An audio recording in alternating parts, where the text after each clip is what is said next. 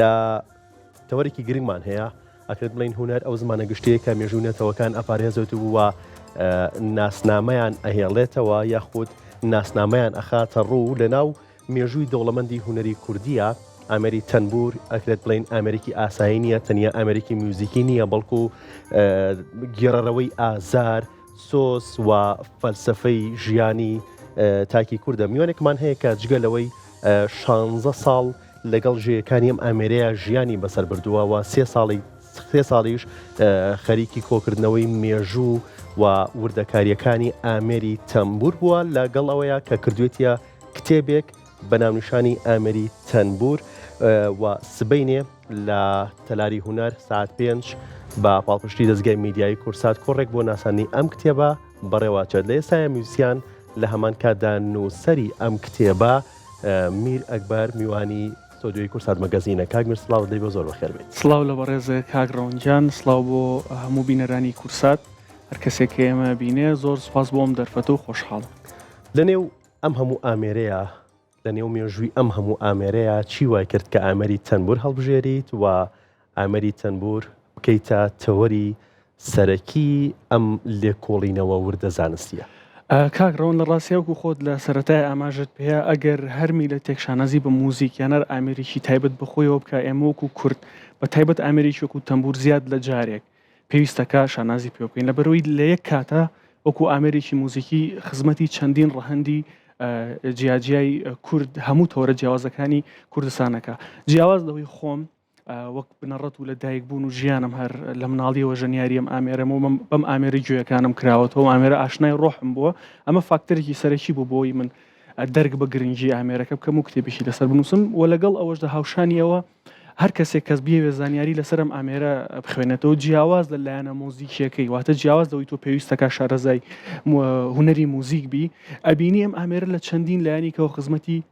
کوردی کردووە بە تایبەت کوردستانی گەورە. بنمونە ئەگەر لایەنی مێژووی لێک بینەوە بینین لە مێژووی کووردا لە هەموو ماڵێک لە هەموو سوچێک لە هەموو کایەک ئەم ئامێرە هەبووە، هیچ سێکتەرێکمان نییە خاڵی بێ لەم ئامێرە. تەنانەت سەرکردە کوردەکان ئەوانەی کە فەرمانڕەوا بوون موزیسیانی تایبەتیان هەبوو، تەنانەت یەکێک لەو شتانی کە پێیان نازیەوە بۆ کە هەر بنەماڵەیەکەر قەبیلەیەکەر هۆزێکەر فەرمانڕەوایە گوتوتی من ژەنیارێکی تەنبوری لەم شێوازەم هەیە، واتە لە ناو هەموو جونگەیەکی کوردبوون ئەمە موزیکمان دەسەکەی. بنمونە لایەنی زمانەوانی ئەو کەسێک کە ئێوە لە ئاموێری تەنبور بکۆڕێتەوە پێویستەکە زۆر شارەزای بواری زمانە زاراو جیاوازەکانی کوردی بێ، واتە لەگەڵ ئەوەیە کە ئامێرێکی موزیکیە خزمەت بە لایەنی زمانەوانی کوردیەکە، خزمەت بە فەرهەنگەکە، خزمەت بە لایەنی ئەدەبیاتەکە. ئێمە چەندین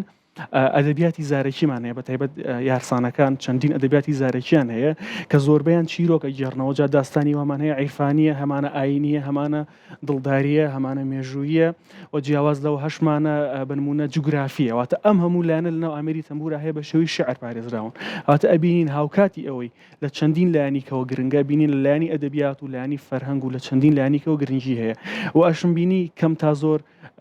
کورد وەک پێویست کاری لەسەر ئامێرەکە نەکردووە. بۆیە من باریکی خۆمم زانی، بۆیە لە پێشینەترین کارم بوو بۆ ئەوەی توێژینەوەی لەسەر هەر بژیت. دوای 3 ساڵ لە ماندووبوون لە وردبوونەوە و لێکۆڵینەوە لە ئامەری تەنبور، ئەو ئەنجامە زانستی و ئەکادمیە چیە کە پێی گەیشتیت کەوای کرد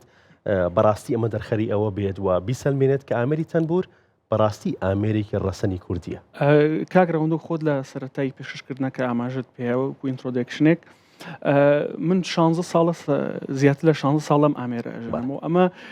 16 ساڵاتە من زانیاری کۆکەمەوە لەسەرم ئامێرە، چیرۆک ئەبیستم لەسەرم ئامێرە، چەندین کۆد و داستانی جیاوازی لەسەرم ئامێرەی بیستم، بەڵام زۆرە بێگومان. بەڵام 3 ساڵم پێچوو تاوەکو کۆم کردەوە. هۆکاری ئەوەشی کە 3 ساڵ تا ڕادێک زۆرە بۆ نووسینی کتێبێک، هۆکارەکە ئەوە بوو کە چەوەکو باسم کرد چەندین لایەنی کە ئاهات ناوەوە، وم پێویست بوو لە لایەنەکانی کەشە خۆم شارەزا بکەم بۆی بیخەمە خزمەت بوارەکەەوە. و لە ڕاستیە ئێمە بە دوو بەش ئەتوانین سەلبێنەری ئەوە بین کە ئەم ئامێرە ئامێرێکی کوردیە. بەش یەکەمیان بەشێکی دەرەکیە، واتە موزیسیانانیان فەیلسوفانیان نووسەر و لێکۆڵەرانی کە کورد نین، ئیتر چ نەتەوەی عەرەبن یان فارسن یان تەنان لە یۆنان و لە نەتەوەکانی ئەوروپا و لە هندستان و لە چین و لە زۆر لە ژاپۆن، هەمانە کە سەلمێنەری ئەوەم ئامێرە ئامێرێکی کوردیە و لە میزۆپۆتامی و لە ناوجەرگەی کوردستانی گەورەوە تەشەنەی کردووە بۆ شوێنەکانێکەوە بە دوور درێژی چەندین بەڵگەمانەیە کە سەلمەنەریەوەم ئامێرە کوردیەوەتە بەڵگەی یەکەمیان بەڵگەی دەرەچین ئەوانەی کە لە دەرەوەی کوردستانن وە بەڵگەکانی تریش ناوخۆمانن کە بڵین ناوخۆی کوردستان کە سەلمێنەریەوە نەم ئامێرێکی کوردیە. جیاواز لەوەک ئێمە تەنها بە بیستنیم ئامێرە طبعاً هەر ئامێرێکیان هەر موزیکی هەر نەتەوەیەک فریکوێنسیکی تایبەت بە نەتەوەی هەیە بەنمونە گەر بەڕێز مۆسیقایەکی هەندی گوێ لێ بێ بە بێوی هندستانیش بینی بێزانێ موزیکە هەندیە ئەزانیە موزیکە عەرەبیە ئەزانیە موزیکە فارسیە بۆ لەبەرەوەی تۆ فریکوێنسیەکە بە گوێچکەت ئاشنا بووە ناسنامەکەیە بێگومان ناسنامەیە فریکوێنسیەکە بێ بە ناسنامە ئەو لەرینەوەی لە دەنگی و ئامێرەیە هەیە جاک ئێمە هەر بە گوێبیستێکی سادەیەم ئامێرە زەینەم ئامێرە مڵکی کووردە و کورد خاوەنداریەتی لێ کردو جیاواز لەوەش چەندین بەڵگەی ترۆک و باسم کرد بنمونە لە زانستی ئارکۆلۆژی و کەسانی کە شوێنەوار ناسن چەندین پەیکەریان دۆزیوەتەوە مێژوەکەیان لە نێوان 6,000 بۆ 7,000 ساڵ پێش ئێسێ هەمووی لە کوردستانن ینی سەرجەم ئەم پێکەرانی کە دۆزراونەتەوە بۆ کوردستانەکرێتەوە تازەترین پەیکەری دۆزراوەوە دیسان لە باکووری کوردستانە کە من فریان نەکەوتمەوە داغڵی ناو کتێبەکە واتە زۆر تازەیە ئەویان زۆر نوێیە لە باکووری کوردستان دیسانەوە پەیکەرێکی کە دۆزراوەتەوە کە سەلمێنەری ئەم ئامێرە کوردیە جیاواز لەوە ئێمە چەندین مەقام و ئاواز و پێیژەی تایبەت بەم ئامێرەمانێ هەموویان ناوەکانیان کوردین واتە ئەو کە تۆ لە ئامێرێکە کۆڵیتەوە گرنگترین شت بۆی پەیژە و سکێڵە مۆسیقیەکانە وانە کە ئەڕۆی لێ کۆڵینەوەی لەسەرەکەی هەمویان ناوەکانیان کوردین واتە تۆ ناوێکی غیرە کوردی نابینی تابی چەندین بەڵگەی کاکمیر ئەم هەموو بەڵگەیە لە بەردەسایە کە ئامێری تەنبور ئامریکی کوردیە باشە بەڵگەکان زۆرن و تۆش لە کتێبەکەی ئاماژەت پێ کردووە کە ئەم بەڵگانە دەرخەریەوەن کە ئامێری تەنبور ئامریکی کوردیە بەڵام بۆچی ئێمە لە پاراستنی و لە ناساندنی ڕەچەڵێکی ئامێرەکانی خۆمانە دوا کەوتین لە وڵاتانی تر و ئەم کتێبە تا چەند بێتە قەڵغانێک بۆم بابەتە لە ڕاستیە کاک ڕەوەند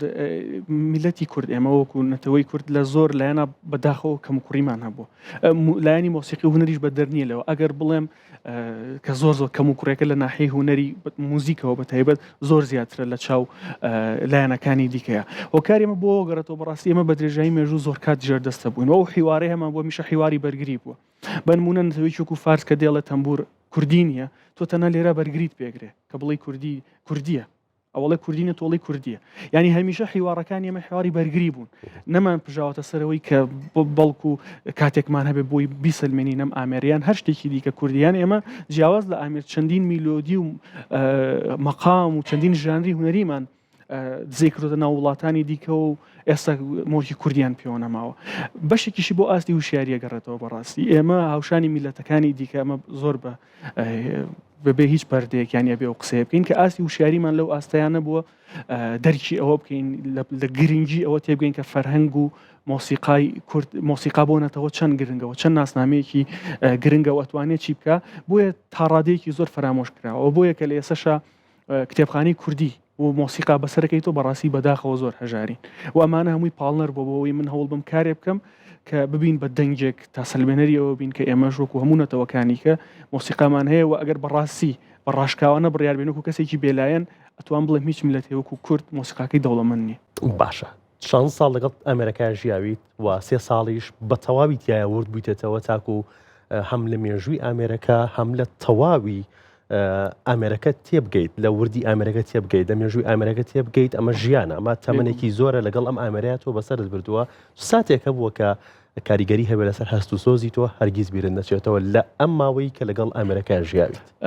ڕاستیەکەی کاکڕەوەند ئەوەی زۆر لە موزیکا گرنگە لای من هەستە دوو بەشی زۆر گرنگ لە ژنینی ئامێرێکە هەیەجا کەسێکە ژنیار بە زۆر بەباشی ئەمازانێ تەکنیکە لەگەڵ هەستە لای من هەست لە سەروی تەکنیکی شەوەی بەڕاستی لە بەروی تەکنیک بە ڕاهێنانکردن تۆ بەدەستێنی بەڵام هەست شتێکە زۆر لە ناخی ئینسانە ئەواتە ئینسانەکە ڕەنگە بە تەجروبەی ذاتی خۆی پێی بگایان ئەو ژیانیان ئەو تێڕوانی خۆی بۆ ژیان هەیەی وردە بە پێی کۆمەڵێک ستیج پێی بکە بۆیە لای من هەست کۆڵەکەیکی سەرەیکە لە بەرهێنانی موزیکا بۆیە ئەتوانم بڵێم هیچ دێڕێکی نییە هەستی من تیادر نەکەوت بە زۆر بە هەستێکی ئەوڵمدا زۆر مرۆڤانە زۆر کوردانە زۆر هونەریانە کاری تیا بکەم کتێبەکە بە گشتی لە 6 بەش پێکاتواتە 6 ناونیشانی جیاواز لە دەربارەی ئامێری تەمبور 3 ناونیشانیان باس لە مەقام و ئاوازەکانی تەمبورەکە ئەمە لای من بەهێزترین بەشی کتێبەکەی بەڕاستی بۆ لەبەرەوەی توانیمە ئەو شارەزایی خۆم لە هونەرە هەمە لەوێ ڕنگ باتەوە بنمونە کە پێژەیەکی تەمبورم هێناوە بنمونە سەحەری، بنمونە عابەدینی، بنمونە باریە، ئەمانەکان و چیرۆکی تایبەت ئەمان هەرێکیان و چیرۆکێکیان هەیە باشە. بەڵام موزیسیانێک یەکەم جاری بە ئەمانە بیستی ڕاستی نازانێ ئەمە سەر بە چ پەیژەیەکی مۆسیقای جیهانین ئێستا. من هاتم ئەمەم لە پەیژە مۆسیقا جیهانیەکان نزیک کردەوە. بنمونە ئێستا مەقامێکمانەیە بە ناوی تەنەمیری کە ئەمە لە وەسفی خۆیە وتراوە. تەنەمیری واتە تەنها تۆ میری، تەنها تۆ خۆی، تەنها تۆ شیاوی پەرستنی. لەبەرەوەی ئێمە لە تەمبورا بەشێکی زۆری ئاوازەکانمان ئەچێتە خزمەت خواپەرستی و لایەنی سۆفیگەری و عیرفانیەوە. بەڕاستی موزیسیانێک کە بێنێت تەنەمیری ئەم مەقامە ڕاستی نازانێت چییە. بۆ ئێمە هاتی نۆتەمان بۆ نووسیوە، نۆتەی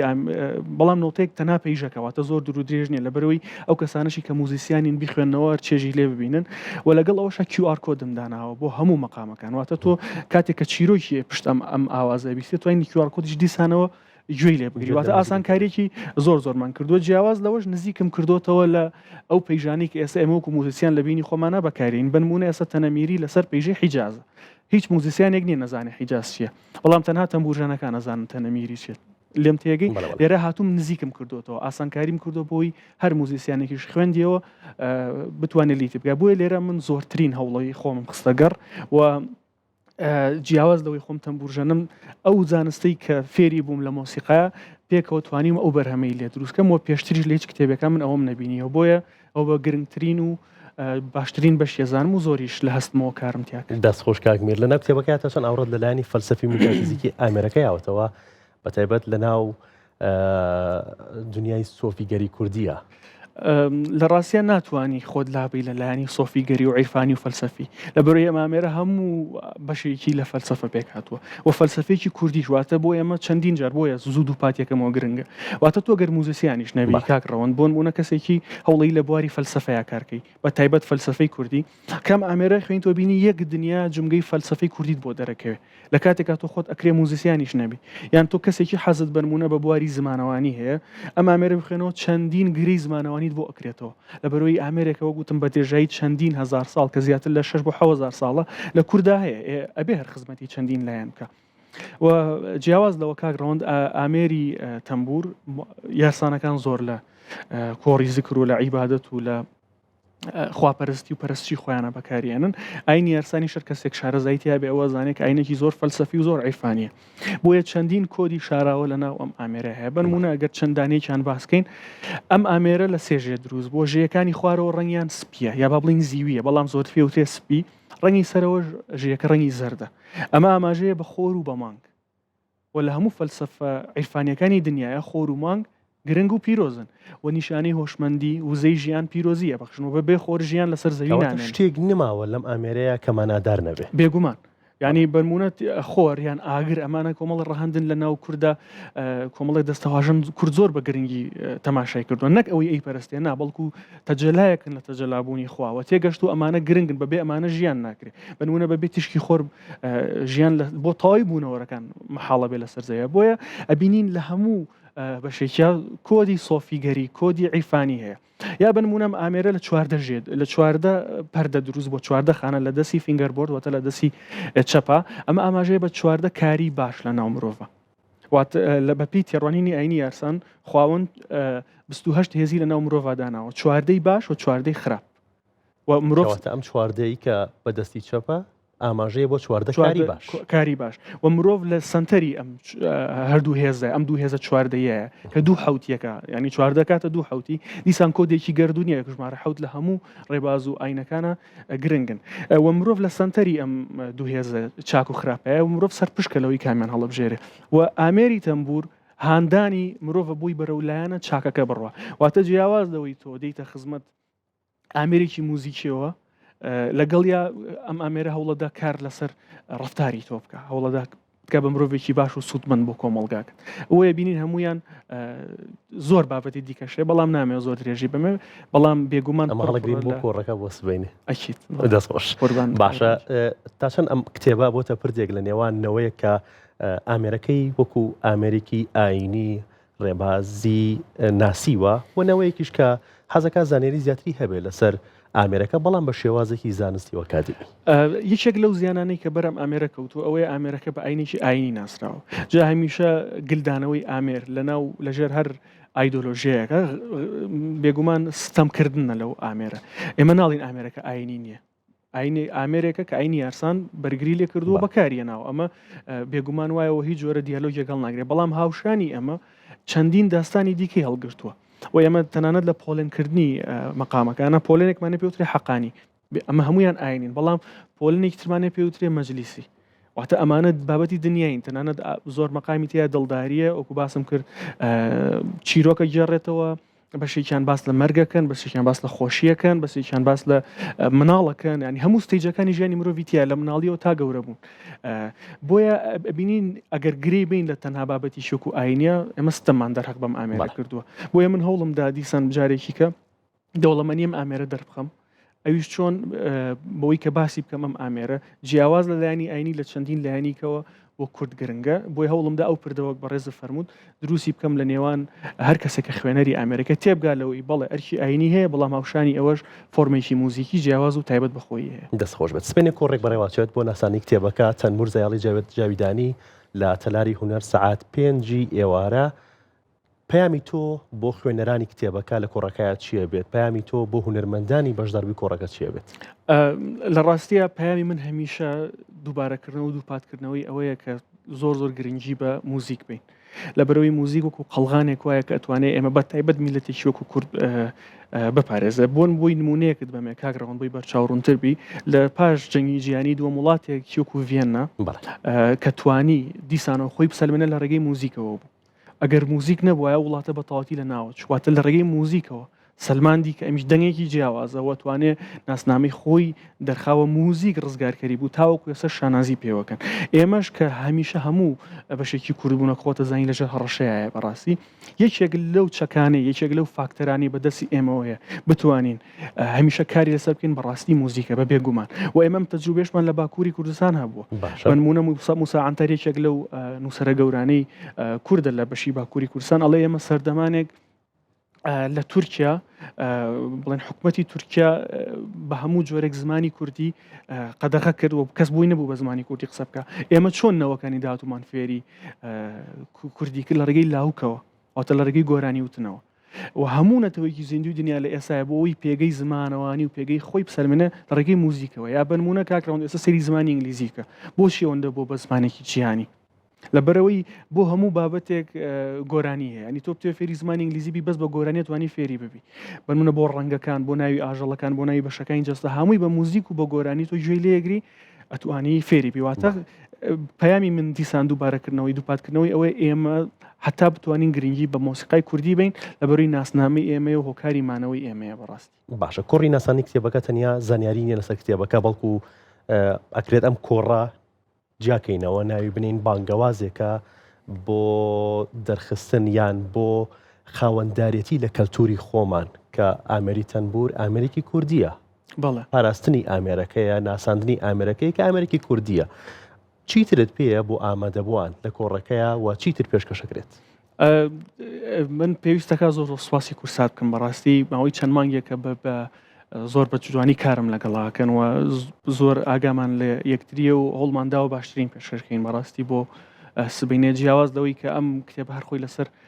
کورسات بە پاڵپشتی کورسات چاپ کراوە. من زۆر سوپاسی هەموو کارمەندانی کورساتەکەم کە بەڕاستی زۆر ماندوونە ناسانە لەگەڵم بوون پێویستەکە ئەو سوپاسە بکەم لێرەوە وەکو بۆی هەر پێکی شەوڵمانداوە ئەوەی سبینێ تەنها کۆڕێکی هاکەزایی نەبێت کتێبەکە بناسیێنین و تەواو هەوڵمانداوە زۆرترین زانیاری لەسەر ئامێرەکە ببەخشین جیاواز لەوە لەبەرەوەی ئێمە لەبەرەوە ئامێرە گرد بووینەتەوە و زۆر قسەی لەسەرەکەین ئامێرەکە چەند پاچە ژەنینێک پێشکەش بکەین لەوێ کە خۆم چەند پاچە موزیکێک پێش دەستپێکی کۆڕەکە ئەژەنم و لەگەڵ سکرینێکمان ئامادە کردو و زانیاریانی کە من لەوێ ئێڵێم بەشانی ئەوە لە پشتەوە سکرینەکە ڕۆ ئامادەبووە نەتوان ببینواتە زۆرترین ئامادەکاریمان کردو بووەوەی زۆرترین زانیاری ببەخشین و تەنها ناسانێکی یاکەزایی کتێبەکە نەبێ و لە کۆتایی کۆڕەکەشە کتێبەکە پەردەسە بێ بۆ ئامادەبوانی کە خوازیاری ئەوم کتێبەکەیان بە خۆشحاڵیەوە بێگومانی مەژوو کورسات مەگەزین ئامادەیمانەبێت لەوێ پێمان بڵێ میرەکبەر دوای ئەم کتێبە دوای ناسانی ئەم کتێبە دوای ئەم بانگەوازە هەنگاوی داهاتوو چییە بێ؟ هەنگاوی داهاتوو تەنیا لەسەر تەنبورە مێنیتەوە یان پارێزگاری لە ئامێرە کوردەکانی تریشەکەیت بە هەمان شێوە مێژووی ئامێرە کوردەکانی تریش کۆکردنەوەی بۆ کەیت و ئەیکەیتە کتێبێک. لە ڕاستیە کاگڕۆ ئێمە هەموو هەمەنی خۆشمان لەم بوارەیە تەرخان پێی نێشتا هیچمان نەکردو لە بەرەوەی وە گوتم کتێبخانەی کوردی بەداخەوە لە ڕووی موزیکەوە زۆر هەژارە و ئەمە بێ هەست بە پرسیارەتی ئەوە بکەین و بە تەواوەتی کار بکەین. بەڵام بۆ من ئەگەر لە ڕوانگەی خۆمە وەڵامی ئەم پرسیارە بمەوە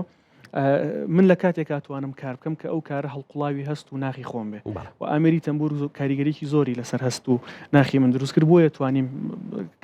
کارێکی باشی لەسەر بکەم لە بەرەوەی وەکوتم ناخی خۆم و بۆیە من هەوڵەکانی داهاتووشم بەتایبەت دەگە لە بواری نووسی ناباسی بکەین ئەبێ هەوڵێک بێ کەوک پسپۆری خۆم بێ و کاریگەری لە هەستی خۆم کە و هەست بە گرنگجەکەی بکەم نەک دەست بۆ لایەنێک بەرم بیێنمە بەرباز کە نەتوانم بەباشی بەڕاستی خزمەتی بکەم. دوو پرۆژەی کەم هەیە بەڕاستی لە داتوەکو و نووسینێکێک لەوانە بابەتێکە کە میوزیک تێراپیەوەتە چارەسەرکردن بە ڕێگای موزیکەوە کە من وەک پسپۆری خۆم تاقیگەی پزیشکیم تاوا کردوواتە شارەزایەکی باشم لەلایەنی پزیشکی هەیەەوە هەم بەڵام هەردووکیانم پێکەوە بەسۆ بەڵێ وە چەندین کۆڕ و سیمینارم لەسەرەوە کردو کە موزیک چۆن ناتوانێت کاریگەری لەسەر مرۆڤ دابنێ لە ڕوانگەیەکی زانستی و پزیشکیەوە تەنانەت لە کۆلێژی پزیشکی من چەندین سیمینارم لەو بابەتانە کردووە و دەنگدانەوەیکی باشیشیە بۆ بەڵام ئەمێ وەش بکەم بە کتێبێک جارێکی کە لە بەروی زۆر زانستیە و ئەوەش باسکەین کە موزیک تەنا بۆ کاتکوشتن و کات بەسەربردن و چێژوەرگرتنێکی سەرپێی نییە بەڕاستی بەڵکو ئەتوانێت کاریگەریی تاو لەسەر لایەنی هەم جەستەی وەکو فیزیکی و هەم دەرونی مرۆڤدانە بەڵام ئەویش بە لایەنێکی زانستیانە هەوڵەدەم لەو بابەتەش بابەتێکی باش ئامادە بکەم بەڕاستی و لە پلانما هەیە بابەتێکی تریش مەسەلەی ئیدوکیشنەواتە مەسەلەی پرۆسەی فێربوون یان با بڵێن ئەمەی کە لای خۆمان پێوترە تەربیە و تعلیماتە پرۆسەی لایەنی پەروەردە وەکو خوێندنگەکان وەکو پلانەکان زۆر و دەست داوەتە کارێکی خۆرس بێگومان بەتایبەت لە بەرۆژی من خۆم بەم دوایانە مامۆستامەوە زۆر گرنگی ئەوم دەست پێ کردووە زۆر سوپاس کاگڕۆنجیان گرنگی ئەومە سپێ کردووە کە لە پرۆسی خوێندنا موزیک دەتوانێت چەند کاریگەر بێ بەڵام ئەوەی کە تۆ بتوانی بە زانایانە و بە دروستی موزیک بینیتە خزمەتی ئەم بوارەوە و چۆن لە پەروەردەکردنی منداڵە بەتایبەت موزیک بەکاربێنین ئەوە شتێکی کێ لەو پرۆژانە ئەگەر بتوانین و ئینشەڵا بەردەوام شتێک ماوە لەسەر تەنبور لە کتێبەکەیان نووسی بێت یان ڕواناکەم شتێکی وامانە بەڕاستی نا لەبەرەوەی من پێش دەست پێکردنی ئەمە چی لەسەر تەمبور هەبوو بە هەموو زمانەکان هێناومە تەماشام کردووە زۆر هەڵەیانتیا بووە بەڕاستی هەڵەکانم ڕاست کردوتەوە بابەتێک کە نادروست بووە لام بردووە ئەوانەی کە هەستم پێکردو لای خۆمەوە گرنگە و بەشێکی تریش لە گرنگەکە کاگڕەوەند ئەوەیە بەشێکی زۆریم ئامێرە لە سنگی خەڵکا پارێزراوە واتەمی پێوترێ سینە بە سینەیان دەمایی دەم هاتووە نەکرابوو بە نووسراو نەنووسرابوو نەبوو بە بەڵگە من هەوڵمدا ئەوەش نەهێڵم بیکەم بە بەڵگە بەشێکی زۆریان پێیانوتێ ئەدەبیاتی زارێکی کە کورد لە ئەدەبیاتی زارێکی یەک جار دەوڵەمەنە هەموو پارچەکانیشی من ئەوەی لەسرم بوو جارێکی کە بێم ئەو بەشە فۆلکلۆریەکە تاوکو ئێستا نەنووسراوە دیسان لە ناوچوون بیپارێزم و بەشێکی زۆری دەقەکان تێکستەکان کە بەکارە تۆ تێکستی زۆر کۆنن بە زاراوی گۆران ئەوانەشم کە ئێناوەتە سەر زمانی با بڵێن زاراوی سۆرانی بۆی هەموو کەس لی تێبگاواتە ئەوەندەی هەرستم پێکردووە لە لای خۆمەوە هەوڵم داوە هیچ شتێک جێنەیەڵم بەڕاستی دەسە خۆش بێت دڵنیام کە ئامێرێک کاوە بەڕاچەڵک بەڕاستی کوردی بێت بە بەرنامێک و دوو بەرنامە کۆتایی نایێت قسەکردن لەسەری ئێمە 25 دقەیەکە قساکەین بەڵام دڵنیام کە زۆر کاتی زیاتری ئەوێت و بەڵام ئەو کاتە زیاترە هەڵەگرین بۆ سبێنەوە بۆ کۆڕەکە ئەگەر بینەرانمان پێیان خۆشە زانیاری زیاتریان هەبێت هەم لەسەر کتێبەکە وەکو تەنبور و هەم لەسەر ئامێرەکە سبەی بێنە تەلاری هونەر سعات 5 کۆڕی ناساندن بۆ کتێبەکەی کاکمیر بەڕێواچێت شتێکت هەیە لاخیرا ئاماژەی وێ ڕایەوەی دیسانەوە بە پێویستە زانم سوپاسی هەم بەڕێزت هەم سەرجەمە و کارمەندانەی کورسات بکەم و هەموو کاکدێرین کە زۆر هاوکارم بووە من هیچی دیکەم نییە بەڕاستی و هیوادارم هەموو ئازیزانی کە لە لای خۆم تایبەتن و خەمخۆری کلتور و مۆسیقا و ئەدەبیاتی کوردی من سبەینە بە دیداریان شاد ئێمەش زۆر خۆشحاڵ بووین و دڵنیام بارکی خۆمان نێزانین ئێمە کورسات ماڵی هەمووانە زۆر سبەینی ئەو بینینەوە لێ سپاس بۆ تۆ دەستێ خۆش بێت.